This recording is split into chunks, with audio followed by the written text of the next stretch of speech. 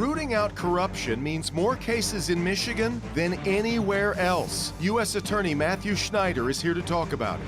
And with political passion seemingly at an all-time high, how do you plan to be more civil? Today is Sunday, July 7th, 2019, and this is Flashpoint.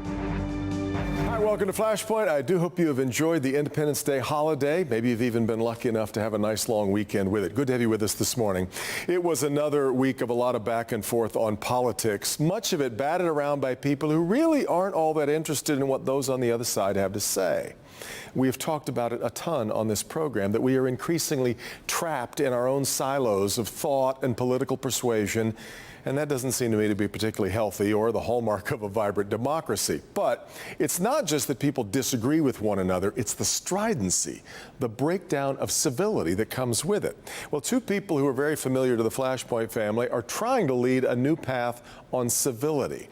I imagine Nolan Finley and Stephen Henderson could find a way to argue about what the D stands for on the Tigers' hats, but they do generally disagree quite agreeably, and they're going to be here a little later on this morning to talk about that.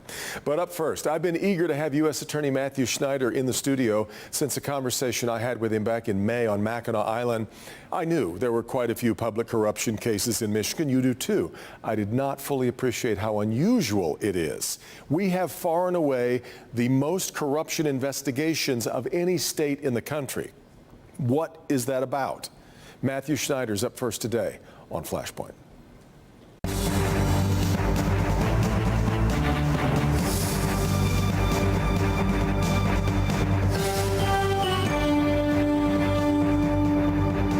For weeks now, I've been turning over in my head a conversation with Matthew Schneider at the Grand Hotel on Mackinac Island about corruption. Every state investigates corruption. Most states, maybe one a year, some 3 or 4 cases that they might be investigating at a time.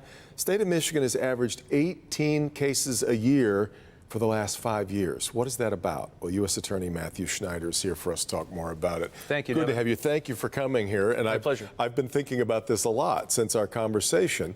And the question that I know that you get, some people have written about it this way: if we have the most corruption cases going, it must be because we're the most corrupt state. But well, not really, right? That's not necessarily true. So it is a fact, as you indicated, that we have by far and away more corruption cases here in Michigan, 18 a year per year for the last 5 years. The other states have nowhere near that. However, we also lead the nation in investigating crimes against children and sex trafficking. We lead the nation in healthcare fraud prosecutions and convictions. That's not because we have more corrupt doctors here, more people who are being harmful toward children here. It is because the FBI and the joint task forces that we have working with our office, working with the state and local police officers, have really focused on this ever since the George W. Bush administration. And that also applies to corruption cases. So clearly there's an aggressive stance here. It's interesting. This doesn't, when I say the last 5 years, 18 a year, that doesn't even take us back to the Kwame Kilpatrick era. It doesn't even include that. Certainly, and it doesn't take us back to some of the darker days in Michigan's history. For example, in the late 1940s, there were tremendous corruption cases here, and that was really systemic corruption. In 1940, the mayor of Detroit, the county prosecutor, the county sheriff, the police chief, about 80 police officers, they were all indicted for bribery and went to prison. That is systemic, large-spread corruption. We don't have that here in Michigan. We don't have that where everyone is in it together. We have a couple one-hits every once in a while. We'll have a pocket in Macomb County. We've got a pocket in Oakland, right? And we've got pockets in Wayne. But it's certainly not that same size of corruption. But I think some would argue that it must be systemic and cultural in a way, because as I said to you in our conversation up there, I don't think corrupt people look in the mirror and see a corrupt person looking back at them necessarily. They see somebody who's doing it the way it's always been done, or that everybody does this. Is that generally what we find? And when you see somebody who takes a bribe and they get away with it, then it inspires other people to think that they might do it as well, which is really exactly the opposite of what we want in Michigan. We want people to learn from those mistakes. Unfortunately, maybe we need to have more people who are convicted before that happens. Some of these cases that have gotten a lot of attention are, we're talking about a lot of money. We've seen things with everything from towing contracts to trash hauling contracts and deals. Some of these, though, are breathtakingly not worth it, right? You're seeing people that have been on the take for really not worth throwing your career away. It's really sad if you think about it. I have seen in my career, in my office now, we've seen bribe amounts of $200, $500. Now, why would you throw away your life, throw away your entire career and go to federal prison for such a piddling amount? Yeah. You shouldn't do it for a larger amount either, granted. Sure. But for some reason, we have seen a decrease in the amount of bribes occasionally. So I always liken federal investigators. The FBI, of course, is famous for saying we'll neither confirm nor deny. You all are like ducks. You're moving very peacefully on the surface, but underneath there's a lot churning. Yes. So of all the things that, clearly we have some cases that we've talked a lot on our news broadcast, especially about what's been going on in Macomb County. How much is going on that we don't know and what's to come? Well, the investigations are ongoing, so we are not finished with the corruption investigations. I can tell you that years ago in the Kwame Kilpatrick investigation, when that was coming to a close, somebody said that the era of public corruption in this area is over. And that is just not the case. And we are going to continue to fight public corruption. We will do all that we can, use all the resources that we have at our disposal until we finally clean up this region. What is at the heart of it? At the heart of it is greed. It is people who are putting their own greedy interests above other folks. And whether that's a towing contract, a contract out at Metro Airport, or something with garbage hauling, whatever, it's people who are forgetting the fact that they were elected by the people. And they serve the people. The law makes it clear that both are equally lawbreakers, but I'm curious from where you sit. Do you find more fault in the person offering the bribe or the person accepting the bribe? I see those as both part of the problem. They are both illegal acts. Yeah. They're both federally unlawful and unlawful in the state system. So neither one of those should take place, but unfortunately it does. It's fascinating. I want to move to a couple other things that you're working on. You're spending a lot of time thinking about China. I am. The reason that you were on Mackinac Island, unusual maybe for a U.S. attorney to show up at an event like that, was you were trying to impress upon the business and political leaders there of the cybersecurity and problems and worries that we have. And I think, we all know that that's a problem. You're seeing it in a completely new and more dangerous way right now. Yes, and it's very eye-opening. All across the country, in all 50 states, there is some aspect of an espionage or investigation related to the Chinese national government, the communist government. And what we're seeing is government-sponsored people are coming into the state of Michigan, and they are infiltrating businesses, and they are stealing their software, stealing their property.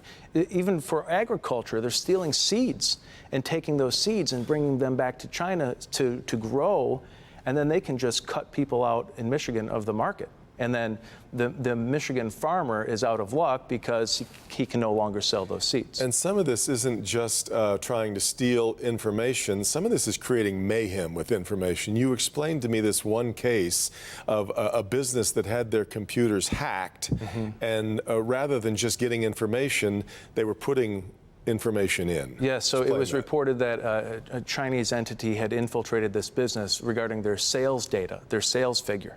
So the company then looks at their sales spreadsheet, and the sales spreadsheet says, well, we're not selling enough to China. We need to sell more. Well, that's all fake, right? Because the numbers are manipulated. So it's tricking the company into thinking we need to take our product and sell more to China, which is a form of economic espionage. That's pretty wild. Yes. Are we always joke that the bad guys, when it comes to high tech, are always a step ahead of your antivirus software, the people that are trying to protect me, that they're always just one hack ahead of me. Is that still the case, largely? So sometimes that's the case in whether it's espionage, whether it's drug trafficking, whether it's exploitation of children.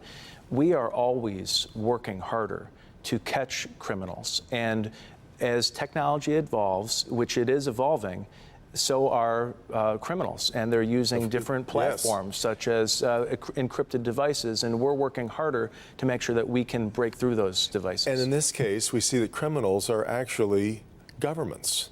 Isn't that's what we certainly believe happened in the 2016 election. Are we ready for the 2020 election, given what we know and what we don't know about what happened the last time around? Well, we are in a much better place right now coming into this election because we are aware of what has happened in the past. So now we are putting together a working group to make sure that will be ready more in the future.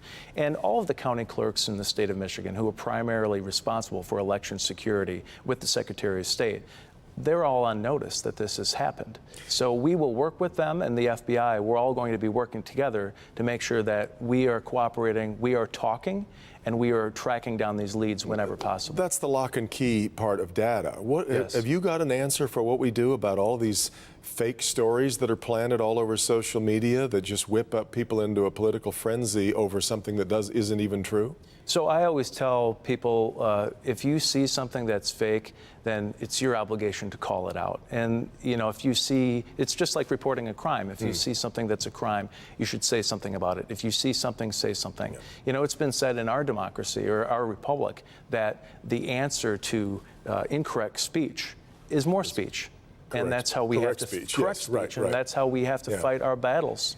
The last thing I wanted to talk to you, and this is another part of China that you've been studying. We are a border state. You spend a lot of time talking about border issues. I do. But you also you were just in Washington talking about the border issues at the other end, and we're seeing really interesting things happen along the Mexican border that I'm not sure have been fully reported or even yet understood. What are you seeing? So we're in a border state here in Michigan. So of course we have a lot to be concerned about trafficking of guns, drugs, and human beings as well. Yeah. And so I've been having a lot of conversations with my friends on the southern border in law enforcement.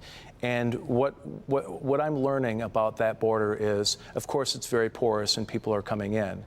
Most of the people want to get caught. They actually want to get caught. Put in the asylum system. Exactly, to go on the process. And certainly a lot of people are coming in from Guatemala, Honduras, Nicaragua. But we're also seeing now that people are coming in from Africa. And more recently, we've had an increase in Chinese folks coming across the border into Mexico. And now this should alarm all of us about why do we have, especially what we're talking about with national security, why do we have folks from all the way across the world coming across the southern border? And you might ask a person, you know, well, what is your occupation? And they'll say, I'm a farmer. And of course, their hands are very, very clean and neat.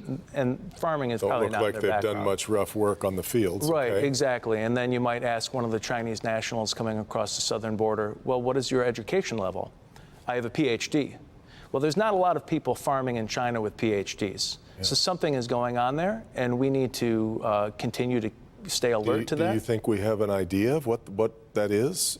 We have certain ideas of what's going on, and I can tell you that we're pretty on top of this in the federal government, but it's more of a larger aspect of the borders in the United States. It's not just people coming across in the southern border. We also have people coming across in the north, and it's not just people from South America. It's from all over the world, really is. Well, and your sex trafficking focus alone, which is also the heaviest in the country right now, is something we need to have an entire, complete conversation on that, and we'll do that again Happy to do next time you come and spend time with us. Thanks, Matthew. It's always good to talk. Thank you, Devin. U.S. Attorney Matthew Schneider. We'll talk about political civility. Contradiction in terms?